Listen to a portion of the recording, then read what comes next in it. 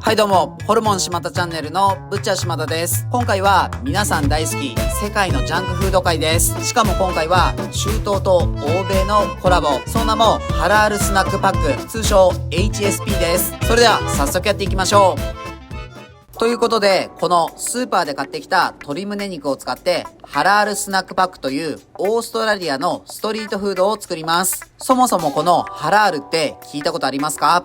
直訳するとイスラム教の教えで許されているという意味のアラビア語なのですが、イスラム法上で食べることが許されている食材や料理を指します。宗教上の理由によってムスリムの人々は豚肉やアルコール飲料は禁じられている中で、神に許された食べ物であるハラールを食べて生活しています。それが野菜や果物、魚介類や牛乳、そしてイスラム法にのっとった食肉処理が施されている牛肉や鶏肉です。日本のスーパーではあまり見かけませんが、海外の食品を取り扱うお店とかだとハラールマークがある食品が多くあります。これがあるとイスラム教の教えにのっとった安全な商品としての認証を受けているので、ムスリムの人たちは安心して食べることができます。最近は飲食店などでもハラールを打ち出しているお店もありますね。そんなイスラム教、ムスリムの人たちが食べることが許されているジャンクフードがこのハラールスナックパック、通称 HSP です。これはオーストラリアの多文化のバックグラウンドから生み出されたストリートフードで、簡単に言えばハラール認定のチキンやビーフのケバブをフライドポテトの上に乗せて数種類のソースをたっぷりかけた料理です。とりあえず作っていきます。まずは鶏胸肉を適当な大きさにカットします。ボウルにオリーブオイル、オレガノ、クミン、コリアンダー、ガーリックパウダー、レモン、塩、ブラックペッパーを入れて手で揉み込んでいきます。これを少し冷蔵庫で置いておきます。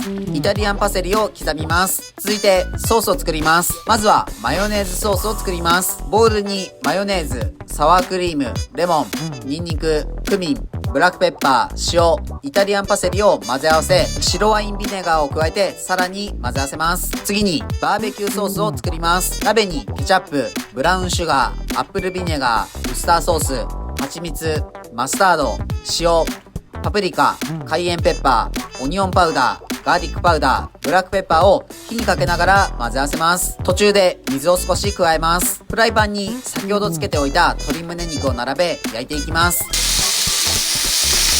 焼けたら包丁でほぐすようにカットします。このスパイスにつけたチキンがうまいんだよな。次にポテトを揚げていきます。このフライドポテトに俺の塩しまたをかけます。その上にチーズ、鶏肉を乗せてマヨネーズソース、シラチャーソース、バーベキューソース、完成です。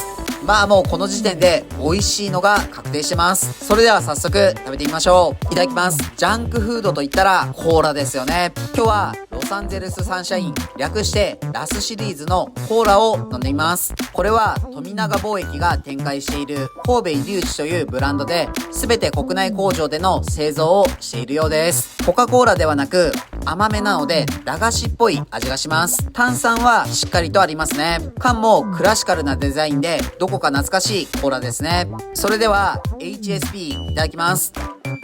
はい、うまい。やばい。えぐい。うま。これは語彙力失って完全にバカになる味です。脳汁が止まりません。俺の塩しまた味のフライドポテトにチーズ、このマヨネーズソースにホットソースのシラチャーソース、バーベキューソースの三重奏、スパイスが効いたチキンと、もう何重奏なんでしょうか。なんか既視感あるなぁと思ったのですが、以前やったオランダのジロー、カプサロンに似てますね。野菜なんか食べたくない、肉とじゃがいも最高って感じの開き直った人におすすめです。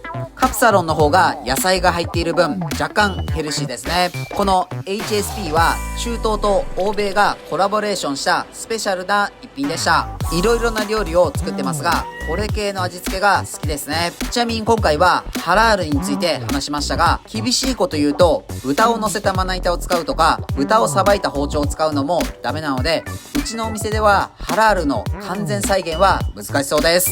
今日も美味しかったです。ごちそうさまでした。はい、本日の動画は以上です。最後までご視聴ありがとうございます。ハラールスナックパックいかがでしたか？ちなみにオーストラリアでは飲んだ後の締めに食べたりするらしいです。自分たちは群馬県前橋市と高崎市でホルモン島田というホルモン屋をやっています。群馬には美味しいお肉を食べられるお店がたくさんあるので、もし群馬に来た際はいろいろ探してみてください。この動画がいいなと思いましたらチャンネル登録、高評価よろしくお願いします。